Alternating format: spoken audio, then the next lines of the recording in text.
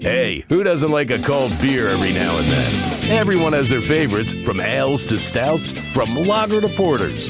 And we like ours with a crab cake.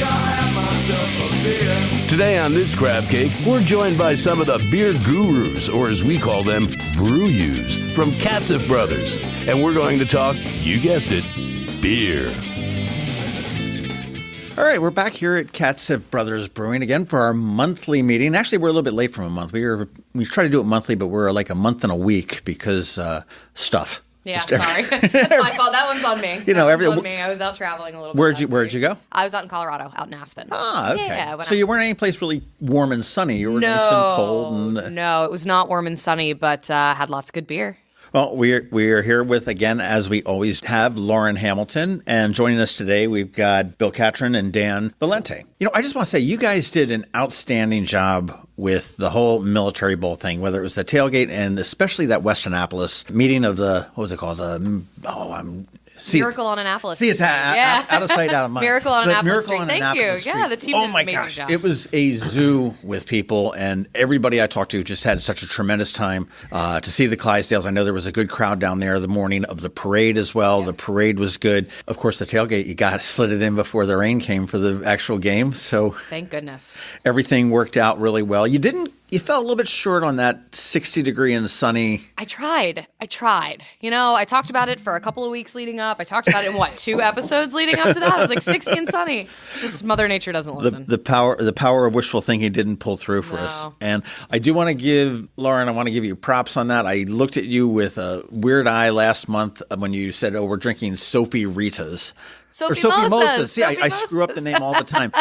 I don't know how that would work with a margarita mix, but it's worth trying. But I enjoyed it when we were here, and I said, you know what? I've got a Christmas party. I went over to my girlfriend's house. I said, let's give it a shot. And everyone looked at me with the same eye that I looked at you, saying, okay, that just sounds really gross, beer and orange juice. But everybody loved it. It was a hit. And now it's I don't know whether it's a staple, but we're definitely on the table. So thank you for that. Fantastic. I'm glad that you guys enjoyed it. Well, we are way to drink some beer. Yeah, well, we are in the middle of winter. We just got through with our first real snow here. There's still some on the ground. They're talking about some more and everything else. And last month we talked about porters and stouts, which I consider winter beers, but apparently I'm maybe mistaken. Well, they're year-round beer. A lot of breweries are doing those beers year-round, and there are those of us, myself included, who really enjoy those beers throughout the whole year. But we've got some specific winter beers here, some seasonals from some of our partners. We have some new stuff for you, too. So as we kick off 2019, that whole New Year's resolution, new year, new me, we're going new year, new beer. So we've got some fun things for 2019. Okay. So this is not the episode for those that said I'm giving up beer for New Year's. No, we are not supporting Dry January here. At least I'm not. Maybe Bill is. What do we have? So we've got a couple of things. We'll start, we'll let Bill talk about some of these, but we've got from our partners in Oregon, we've got Rogue, their Yellow Snow, which is a Pilsner with spruce tips. That's their winter seasonal. We have the newest offering from Bold Rock, which will actually be the first cider, I think, that we've tried here during our podcast episodes, which is a ginger turmeric option. And then we have from Victory, their traditional winter seasonal, or their consistent winter seasonal. I should say it's not traditional. That's what makes it so great. Is their winter cheers. So we'll have those guys. We've done a lot of Victory beer here in the past, so we're familiar with them out of Pennsylvania. And then we have 2 new beers, one from Blue Point Brewing, which is out in Long Island, and then one from Goose Island in Chicago. Did you say that the Rogue was called Yellow Snow? It's called Yellow Snow. Don't eat the yellow snow, but like Dan said earlier, you can drink it. I don't know. That's a tough marketing call. It works though. Trust me. This is the Bill, 3rd or 4th year they've done this beer. It actually works. Yeah, it's an interesting beer because when this beer first started with the brewery, it was an IPA, and then they kind of basically did a 180 on it and are now making it a Pilsner. So it's a very interesting beer in the fact that it's made with spruce tips, and you would think that it would impart a very piney flavor in it, but it actually imparts a very resiny kind of bubblegum flavor to it, and you'll see that in the beer. So it's a classic Pils that they introduced those spruce tips to, and they're very resinous spruce tips. Actually, this beer did so well last year that the brewery tried to make more of it when they ran out, and they bought some other spruce tips that weren't as choice, and the flavor didn't come out right, so they didn't release it. One thing I'm noticing with your stash, there you go. You love the sound of an opening beer. You're supposed to do that right near the mic, Bill. Come on, just that. One we'll thing do that when we get. I'm noticing, this is the first time we've had some cans here. Everything else has been bottles. Yeah, it's true. We have always had bottles. Cans are a thing. Sustainability is key. Fordham and Dominion is coming out with a can line in next month. So now I'm drinking Yellow Snow. You're drinking Yellow Snow. Yeah, so if you look at it, it's got a great, brilliant color on it. You can always see through it, and that's why I look at beer. So if you can see through the glass and read something on the other side, it's considered a brilliant color.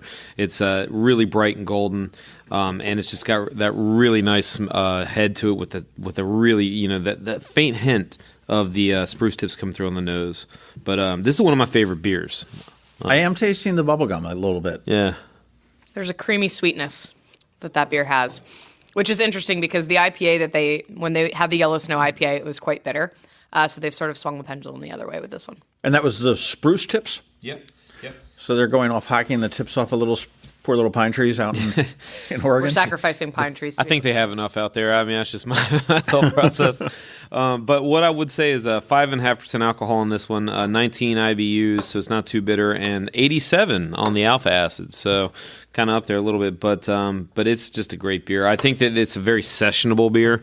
That's what makes it dangerous for me because I don't want to have one. I want to have multiples of this beer. I'm enjoying the can. We'll make sure we get a picture of that with the dog sniffing around in the Yellow Snow. Here we're bringing writing its name in the snow. The color works. And the tab of the can is also yellow, just at the. Oh, nice. Yeah. Well, at least they're not recommending you drink it warm and. Yeah, no, I think that might kill it for everybody. Interesting. I like that. You like it? I like it. Yeah. It's always interesting to see which ones you like. Again, I'm looking at all the light beers up here, lighter beers as opposed to porters and stouts, which typically I don't like. We're switching it up. You liked a couple last time, I think. I think one. It was okay. And I don't do coffee, so. That's right. We lost you on the coffee stouts. That's but it was good. I like that. That's Rogue Brewing. Now you said in Portland? They're in Newport, Oregon. So they're about 2 hours north of Portland. Okay. And they're actually in a fishing village. They're in a small little fishing village, and they got one bridge that goes in, one bridge that goes out. And if you want Dungeness crabs, you can go to the brewery and literally fish for Dungeness crabs off the dock. So. Oh, that's really cool. Yeah. So they're pretty small. Actually, they were one of the first 3 breweries in America that were all 50 state wide. I mean, they were countrywide. I think it was one of the first national crafts. Yeah, they were Sam Adams, these guys, and I think it was Sierra Nevada were the first 3. Okay. Yeah. Okay. Besides the original craft brewery, therefore, which was Anheuser-Busch. Right. Thank you, Bill. You're very welcome. The next one we're going to try up here, this is a cider. So this one comes from Virginia. This is Bold Rock Cider. Now, this one's made with ginger and turmeric. So you get the turmeric and the ginger on the very finish of this. The alcohol percentage on this is 4.5. Now, everything in this cider, it's kind of interesting, is crushed in Virginia. The reason I think that's interesting is because if you look at a lot of cider, you'll see a lot of sugar on cider, right? This doesn't have that much sugar. Total sugars per 12-ounce serving of this is 13 grams. If you look at a lot of different ciders, you'll see a ton of sugar on there, and that's because they're using corn syrup. So they're not using 100% crushed apples or what have you. So they do everything at the cidery. A lot of the apples they get are from generations old, people who own orchards, So a very good cider. But you're going to get that turmeric, which is a very hot spice right now of people who are dieting and every. What is turmeric? Turmeric is a spice. You'll see it a lot in Asian food and in Indian food. And it's very popular or becoming popular in kombuchas. So those fermented teas that people are drinking, you can pick them up at Whole Foods and Trader Joe's. The ginger and turmeric combination is becoming extremely popular. And to be fair, we were all a little bit skeptical when we heard Bold Rock was going to be doing a ginger and turmeric cider. I don't think anyone has seen it really translate into alcoholic beverages, but in this case, it really works. It's a really nice complement to the ginger. It's snappy, it's sharp, it just drinks really easy, and it's got that really nice effervescent quality that makes it go down extra smooth. It does. Well, most ciders are very dangerous. Yes. I've got a friend who's not a beer drinker at all, and I mean, I knew him for like 8 years. He was a neighbor, and I saw him finish one Heineken, and that was. That was about it. It never finished one, and he got turned on to some of the ciders, and now he's like out of control. Yeah, it's been huge in the UK and in Europe for a long time, and we're just kind of catching on to it. And it's kind of interesting because I always use that word interesting, but I find a lot of things. Because you're interesting, Bill. When we on the East Coast, especially in Appalachia, we have a ton of orchards. We have a ton of apples. We've been making cider forever, but not really alcoholic cider. And I think a lot of that stemmed from Prohibition. But over there, they've been making cider forever that has been alcoholic, and they've been making dry versions of this cider. So we're now catching on to it. Well, I mean, apples will naturally ferment and get an alcohol-esque quality to them, correct? Mm-hmm. There's wild yeast that grows on the peel of the apple. Yeah, I mean, more information than I ever would have thought I'd know. But yeah, I mean, it just seems like a natural move. Boulder Rock hard cider with ginger and tumeric. Is ginger and tumeric, is that what you're going to look for? I mean, they've got or is this their only cider? Oh, no, they have a full line. There's a full line of ciders. You can pick them up anywhere, really, in this area. We've had them for several years now, and they are an absolute monster. They make fantastic products. So this is just the newest offering from them, but there will continue to be more throughout 2019, and there's a very healthy foundation of brands available, too. Ginger and Tumeric, I like it. And you were skeptical, and you're a fan now? I love it, yeah. I tried it yesterday for the first time, and I'm a big fan. Good deal. I like it. And where's Boulder Rock? In Virginia? Yes. Okay. Boulder Rock is in Virginia. It's actually, we've done a lot of sampling of Devil's Backbone in previous episodes, right around the corner from Devil's Backbone. Okay. As Bill reaches for the keychain. Now, I'm going to do this professionally. Okay, I'll put it in the mic. I'm going to put it in the mic. Okay, ready? Now, all right, here we go. There we go. That sounds like the sound of victory. Oh, we're getting funny over here. Making jokes. We're making jokes. I like that. It's a good segue. As we pass around the victory winner cheers. I just caught the V on the top of the cap. So Victory, great brand. They're from Downingtown, Pennsylvania, which is right outside of Philly. This is their winter cheers. This is one of their seasonal offerings that they have, and this is a unique beer in the fact that it's a winter wheat. And you don't see a lot of winter wheat ales. When you look at winter beers, a lot of times they're going to be amber in color, they're going to be heavier, they're going to be darker, they're going to have a ton of alcohol. This is 6.7% alcohol, and the yeast strain on this is actually a Belgian yeast strain. So when you drink this, I get a lot of almost a saison kind of flavor, which is nice because you get a lot of that citrus kind of notations on the back end. This is just a beer that's a very sessionable beer you can drink a lot of, and you got to get it while it's hot. I think we're at the very end run of what we have in the winter cheers right now. So. Well, this is called Winter Cheer, and it's Victory. Now, will they change up this beer every year? Or is this a beer that comes back every December and January? So this has been their seasonal, and Bill's the expert on all things Victory, but this has been their seasonal for the last couple of years. When I said earlier that it's not a traditional style winter beer, but it's a traditional beer for Victory, it really doesn't check the boxes of the typical winter seasonals, which are big, they're malty, they're heavy. This one just drinks really nice. It drinks really easy. It has that kind of saison quality that Bill mentioned, a lot of citrus and a lot of peppercorn. And they've sort of differentiated themselves from the rest of the craft breweries in that winter seasonal by consistently offering just something a little bit different every winter. Yeah, and to add on that, one last thing I would say is Victory uses whole leaf hops in their brewing process. They don't use pelletized hops, so they go the extra step to actually extract a lot of that lupulin from the whole leaf cones. And a lot of breweries, they only use pelletized hops because it's easier to actually take out of the boil when you're finished. So Victory goes that extra step there, and if you're a real beer person, I would implore trying all their brands because they tend to be a little bit more hoppy and a little bit more true to style. A question for you then, what's the shelf life of a beer? I mean, if I were to buy a case of Winter Cheer, how long is that going to? Could that be a Summer Cheer? Depends on the beer. Okay. Winter Cheer in particular is what, Bill? 6 months? I think it is. I think it is 6 months, and like for instance, Bourbon County Stout is 5 years. So. Okay. You can have quite a variance of dates. And we have some beer from Wicked Weed, another one of our partner breweries out of Asheville, North Carolina. That's a great beer. That's a great brewery. Yeah, they make fantastic beer. And their IPAs, because they are so fresh and because, they take the freshness of those hops so seriously, the shelf life of those beers is significantly shorter. We want those beers drank and you're on to the next one within 60 days. So it really just depends on the beer. IPAs don't tend to have as long of a shelf life as maybe a stout would. Anything barrel aged is going to have a much longer shelf life because it's aged so much in the process of brewing as well. So what would, just a general rule of thumb, when should you consider throwing out beer that you might have in your refrigerator or whatnot? Just in not a specific beer, just 3 months? Would you think? Well, a lot of the beers have code dates on the back of them. For me, I mean, beer doesn't last that long on my fridge to have that conversation. That's your problem. That's my problem. I would say, 3 months is probably a good barometer. And like Lauren was saying, like any kind of hoppy beers degrade faster. The hop quality goes down in flavor profile. But there is a lot of beers that you want to have that are stored. So, I mean, it's all over the map with that. Also, pasteurized versus non-pasteurized, you want to look at that. A lot of European beers are pasteurized or flash pasteurized. Okay. So they last over a year in a bottle. Okay. So, it just depends. If it's something very local, something like that, I would probably say it has less time because it's not pasteurized right in Is there a difference between lifespan in a can versus bottle? Well, they would be similar. The only difference I would say with that is that cans they're very heat centric. So if you get them very hot, they tend to heat up faster, and that's not good for beer. Okay. So you want to keep them in a moderate climate, something that's not too hot, not too cold, and then keep it like that. But bottles can get light struck, and they can also go with the heat values as well. So. They also let in a little bit of oxygen to the beer, where cans do not.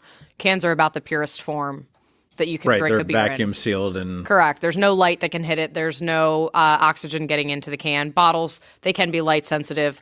That's why you see bottles in different colors. Brown bottles are more protective than a green bottle or a clear bottle. And then the bottle cap does allow in for small levels of oxygen to get in, which can change the flavor profile of the beer. And then it's a whole nother game for keg beer. So colors of bottles actually have an impact on the flavors? Oh, absolutely. Yeah, they have a purpose. Wow. Okay. Yeah. Because I know at one point it was way back when Molson, again, another beer that you don't hear a whole lot of, the green Molsons were American Molsons, and the brown Molsons were Canadian Molsons, is what I was told. I don't know that. Ultraviolet light hits glass and goes through the bottle at different wavelengths, so that actually is what changes the diacetyl that's in the beer and basically makes it skunky. So that's what you get from that. You get a very skunky kind of flavor. And that's what brown bottles achieve the best light protection. But if you get a clear bottle or a green bottle, it lessens the wavelengths of light. Okay. So that's why a lot of European beers, people say, oh, it tastes skunky. A lot of those are in green or clear bottles. Now, that being said... That explains Rolling Rock. That's true. Easy on Rolling Rock. I have a real soft spot for that one. Easy on Rolling Rock. I love that beer. I saw where... I'll bring up a competitor, but Miller at the Philly Saints game offered to buy all the Philadelphia fans a Miller Lite if Philly won that game. I'm like, can't you come up with something original? I mean, Bud Light, or was it Bud or Bud Light? It was Bud Light. Bud Light. The Super Bowl last year was like, yeah, we'll buy everybody a beer. We did it at the beginning of the year with the Cleveland Browns. Yep. We had the fridges that were in finally won. That's right. in bars in Cleveland that opened up after the first victory for the Browns. They say imitation is the most sincere form of flattery. I don't know. We'll take it. We'll continue to be first to the table. I was like, yeah, okay. Bud was there first. But we're staying positive here. This is beer positivity. We love everybody, but I mean, let's be honest. Absolutely. All right, winner cheer. I like it.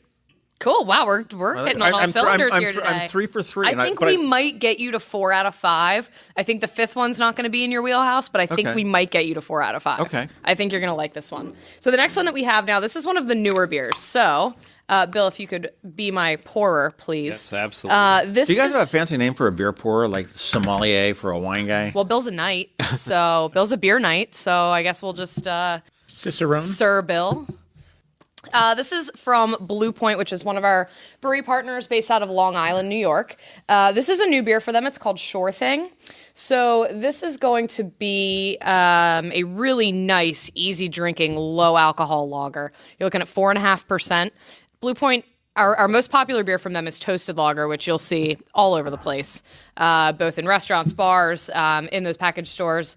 This is a new lager from them. So this one is really going to go after that summer drinking opportunity. But I'm actually a big fan of it from a year-round perspective. So it's actually brewed with sea salt. So it's going to be a little bit different than your classic light American lager. But it does have that same easy drinkability and that low ABV. It's funny that you say that because as I was drinking that, I was like, man, I get a ton of salt on that before I even read it. But it's a really good beer, actually. Yeah, it's very good, right? Yeah. So we're going to have, this one's going to be really neat in that it's going to be available both in draft and then in 18-pack cans. We're seeing that as being a really popular package, the 18-packs and the 15-pack canned products for craft beer, just because it gives you that opportunity to maybe take it to a party and share it with friends, and you get a couple extra beers out of it. And of course, the can craze is hot right now. So this one's going to be a year year-round beer, and we're super excited about it. We actually just kicked it off with the Blue Point team, both in D.C. and here in Annapolis, so we're excited about this one. And obviously with the how close we are to New Jersey and Ocean City, the name really plays well for this area. And the Eastern Shore. We're here on the water, and this is definitely a beer to be drank on the water. Tastes good. Like it? It has, God, I hate to say this, but the smell doesn't match the taste for me. Yeah. And that happens it might be like, I don't want to say skunky, but it smells a little. It's got a little bitterness on the nose. And it's that salt. It's really that sea salt quality, I think, that changes what you get on the nose, but it's just a really nice complement to it. If you've ever had like a German pretzel, right? Like a big sourdough pretzel. Mm-hmm. A pretzel is so much better with salt than it is without. Right. A pretzel without salt's kind of bland. It's not a pretzel. It's not a pretzel. So it's kind of the same idea with this beer, is adding that salt just gives it that little bit extra flavor. Any millennials who are eating a ton of avocado toast right now and can't buy a house? Anyone get that joke but me? Am I the only one? Anybody who is a big fan of avocado knows that avocado is better with a little bit of salt. Tomatoes are really good with a sprinkle of salt. So it really just emphasizes that flavor profile. I get a little bit of actually citrus on the nose of this. A little bit, yeah. And what I would say about this beer, too, is could you imagine, sometimes when you drink something like this, it makes you think of food instantly, and I just think of fish and chips automatically. Oh, yeah, this would be fantastic automatic. With that. Cut through that, like, just the fat of that batter and that oil. Yeah, this would be fantastic. Yeah, you didn't get a chance to try this yesterday, did you? No, and I'm on a diet, so, like, anything that I think Yeah. Anything that makes Bill think of food and make him feel like he's eating pretzels is... I see the salad you had for lunch over there. Yeah, he did eat it quickly. And this is just becoming available now? It's just now becoming available, yeah. So this is part of our 2019 New Year, New Beer. And this is a new beer for Blue Point, correct? Yes, it is. It is a new beer for Blue Point. We also have an IPA from them that's new. We didn't bring that one with us today, but the sales team is out and about selling that as we speak now. So there will be a new IPA from them as well. I need to get one of your salesmen to come to my house. Careful what you wish for. I used to have one that lived in the cul-de-sac behind me. But oh yeah, then my landlords used to love me when I was a sales rep and I was working in DC because I just was always the beer source. The go-to. Yeah. Hey, what's good right now? Oh, let me come on down. Come take a look. What's next, Mr. Catron? Goose Island. We are going to try the Goose Island. This is the Next Coast IPA, and I will let Lauren talk about this. Lauren said I'm going to shoot this one down. We might lose you on this one, but you know what? Honestly, I haven't even tried this beer yet, so this is my first opportunity to try it as well. So, Goose Island has their IPA, which you will see absolutely everywhere. It is a monster of a brand. It is a national leader in the IPA category. You see those green boxes everywhere in the stores, and you'll see those goose head tap handles that people love to steal in the bars and the restaurants. This is their sort of updated answer to the IPA. So Goose Island, being from Chicago, is definitely a Midwest brand. They took the West Coast IPA craze, which is big, bitter, really high ABV, hoppy, resinous IPAs, and mixed it with the East Coast IPA craze, which is also high ABV, but it's a little bit smoother, a little bit sweeter. It tends to have more of a juicy kind of tropical flavor and can be a little bit hazy. Tends to be less brilliant, going back to Bill's beer descriptors from earlier, talking about brilliant beer. So Goose Island basically combined the two most popular styles of IPA to make the next coast, the next level of IPA. So this is going to be, again, a year-round offering. We're just now kicking it off. It just became available to sell this week. So, again, sales team's out selling it as we speak. And this is the Next Coast? The Next Coast. Not West Coast, not East Coast. It's the Next Coast. Which will be Chicago. Which will be Chicago. Exactly. And as we get into football discussions here, Goose Island does a lot of cool social media. So the Bears kicker, the Bears recently lost to the Eagles in the playoffs, and their Bears doink doink. The kicker hit that two was bad. Two of the three posts. And of course, as social media tends to do, they kind of rip the kicker apart. So Goose Island. Oh God, this was fantastic. Goose Island said, "You know what? This, yeah. All you armchair quarterbacks out there, we're going to pose a challenge to you. We're going to set up goalposts at the brewery, and anyone who can hit a 43-yard field goal." That was the video I saw where everybody was slipping. And in the snow. That was at Goose Island. So they had over 400 people show up to the brewery, and the premise was if you hit a 43-yard field goal, then you get free Goose Island for a year. For a year, okay. And not one person made it. So Fantastic. Very cool. I would suggest anyone listening to go on social media, go online, look for the videos. The videos are hilarious from all these people dressed up and just shanking the ball left and right. I watched it. I don't know whether it was Kimmel or Fallon who had that on either last night or the night before, but it was hysterical. I was up in Philadelphia shortly after that game, and it used to be the PSFS building, but I guess it's Pico's building now. They've got a sort of like a jumbotron on the top roof, and they had the goalpost. They had the ball coming in, hitting both of the things, and it said doink doink. And this is when reliability matters. He says Pico's here for you or something, which I thought was really good. Good trolling. I like this. I mean, it's not my favorite. I mean, I would definitely drink it. I would order this out. I mean, I wouldn't avoid it. Yeah. Yeah, it's very drinkable for an IPA. You know, people tend to get a little scared away thinking that everything's going to be big and bold and bitter. But this really does have a nice balance, and the body's light enough that you feel like you can actually drink it instead of, nurse your way through it. It's a good one. Yeah, I mean, this is a good a dinner beer. Have this before dinner or whatnot. Would pair fantastically with spicy food. Hops do a really good job of cutting through the heat that some chili peppers and spices like that can do.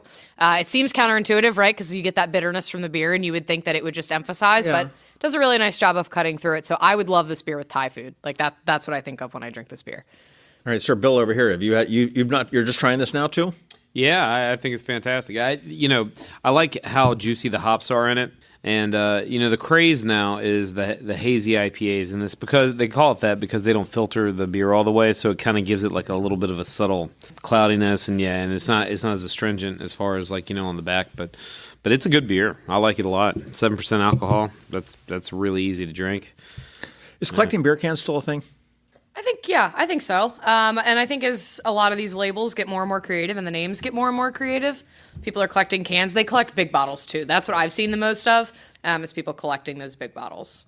I'm noticing the tabs on the cans are all a little bit different. This Goose Island Next Coast IPA has a little star on it, and then you mentioned the yellow tab on the, the yellow snow, and I guess it's throwback to the Ben and Jerry's or the Nantucket Nectars that used to have the things on the bottom of the of the caps of their iced tea and whatnot. So I guess that's sort of a little bit of a badge of.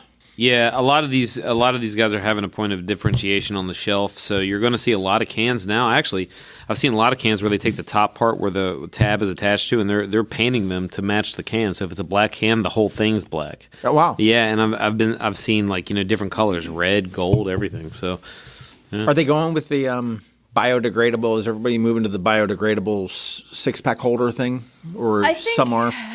I love the idea. I love turtles. Fun fact, I really love turtles. So when all of that was going around social media and they're like, it feeds the sea turtles, it gives back. I loved it. I think it's a great idea. I think it'll probably take some time for everybody to be able to participate in that, both from a production standpoint and a cost standpoint. But you are starting to see a lot of the breweries move away from that traditional 6-pack ringer that you end up cutting up to keep sea animals from sticking their heads through it.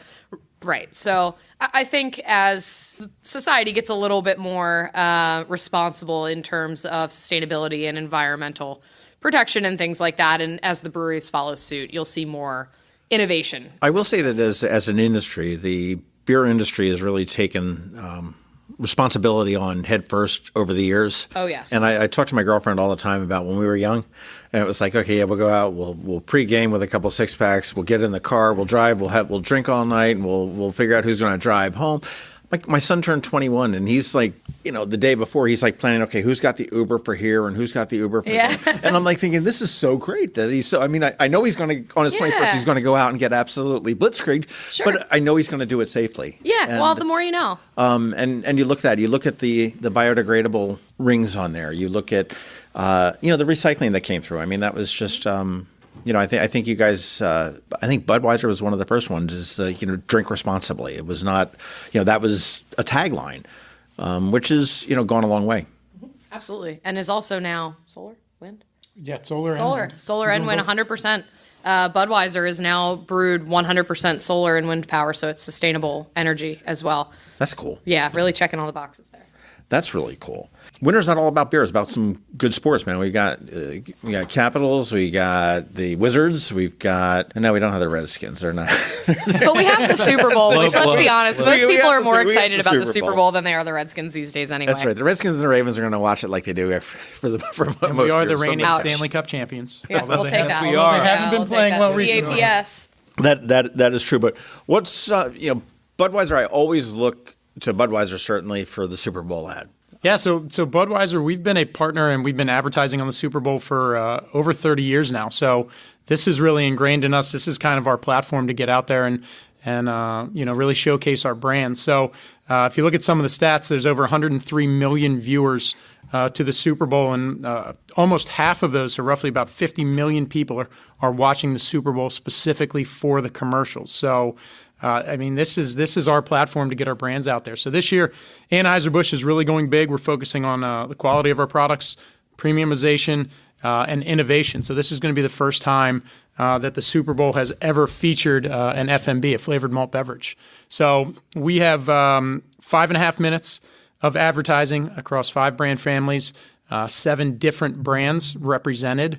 And in years past, we've done anywhere from typically about 3 to 4 minutes of advertising. So kind of ramping it up a little bit this year, spending over $25 million in total media for this. There's way too many zeros event. in that for my mind to wrap, There's a lot of zeros. to wrap around. There's For a lot all of us zeros. to wrap around. So as always, you're going to see Bud Light front and center. Budweiser, this has always been a big platform for Budweiser. Budweiser Copper Lager, our partnership with Jim Beam, first ever historic partnership with the liquor company. Right, and that debuted just a little bit before Christmas, and it was available at the Military Bowl and everything else. That was correct. So we're actually that's going to be showcased as one of the commercials, and we're kind of renewing our partnership with Jim Beam.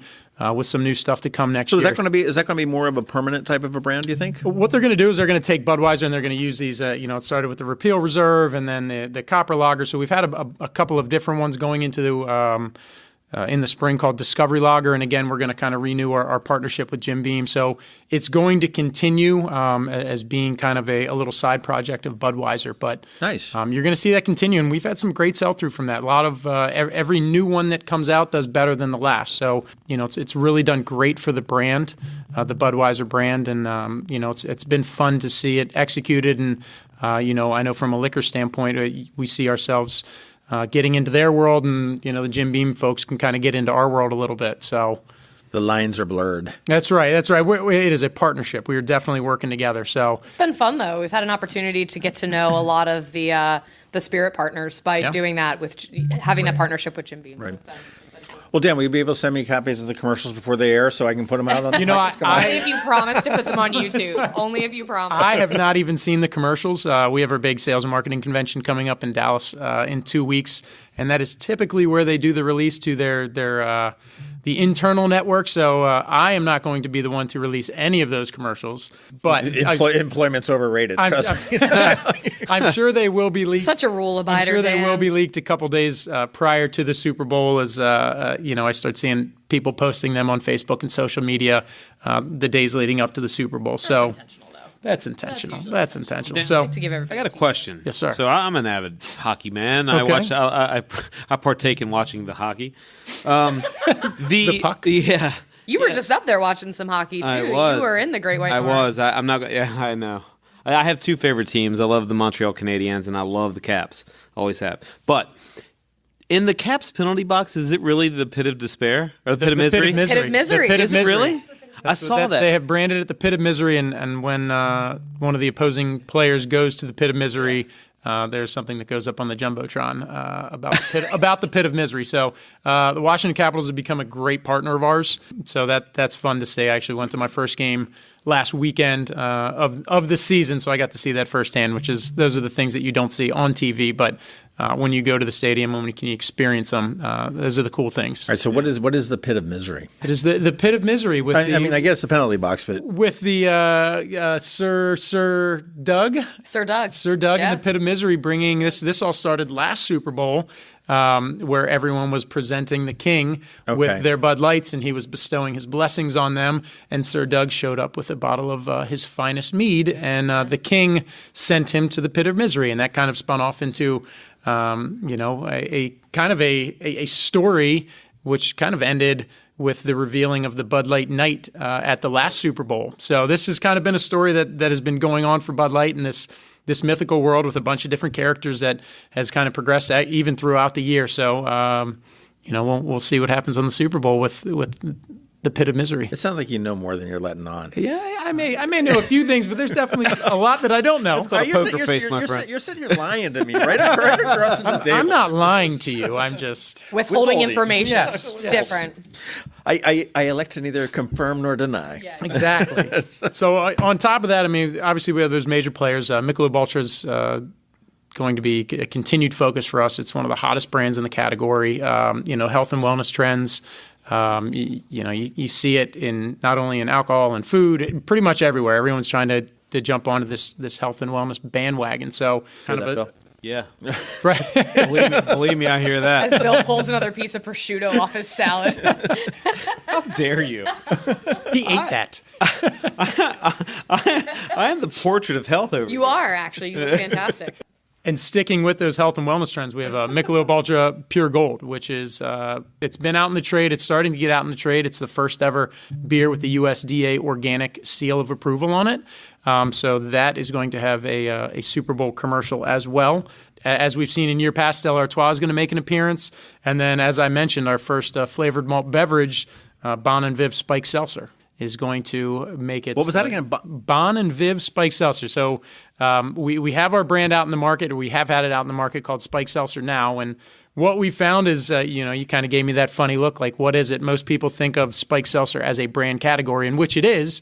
But we at Anheuser-Busch were kind of the originators of this category with the original Spike Seltzer, which is now, unfortunately, kind of turned into a Kleenex of sorts, where you go into your local supermarket looking for Kleenex and you walk out with Scott's brand Kleenex. Well, okay. we have seen that firsthand where consumers go into a store and say, "Can you show me where your Spike Seltzer is?" And they walk out with a competitive Spike Seltzer. So what we are doing is kind of rebranding Spike Seltzer to become Bon and Viv, which in French, bon vivant, is someone who lives a good life. So we are kind of taking a different approach. We're changing our packaging. We're reformulating. So we are going to have 0 grams of sugar. We're going to have lower carbs, lower calories than we did before, lower alcohol. So 90 calories, competition is going to sit at about 100 plus right now. 0 grams of sugar when competition's at 1 or 2 grams of sugar. So we are completely kind of reformulating this. We're coming out with some botanical flavors, which you're going to see in market. So it's going to be pretty cool to see, an FMB making its appearance on the grand stage. So it's really, I think, going to set us apart. If you notice in the stores, it's a sea of white right now. Pretty much all of this category is white packaging, and it's almost a wall of white. So we're kind of changing things up and really distinguishing ourselves this year. Now with an FMB, which is flavored malt beverage, Flavored malt beverage. Yeah. beverage.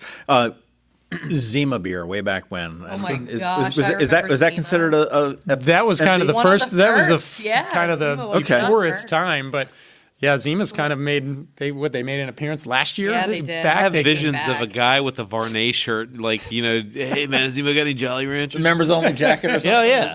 I mean, it's just that brings back memories, man. Well, it's like the wine coolers. Yeah. Oh, yeah. Remember those? Going way back. I'll show my age. And Boone's Farm and Strawberry Hill, I think, was the cheap wine. And any good things going on locally in our local establishments for the Super Bowl that you know of? We can. Oh, geez. Yeah, these guys have been nose to the grindstone getting all of those set up. So you'll probably find, without having a list in front of me of where to send everybody, you'll find a ton of really We'll great just places. keep your home address and we'll be there. Yeah, no, that's fine. You can also come to my home. Sunday night. I have 2 giant coonhounds who will likely attach themselves to you and cover you in dog hair, so that'll be fun.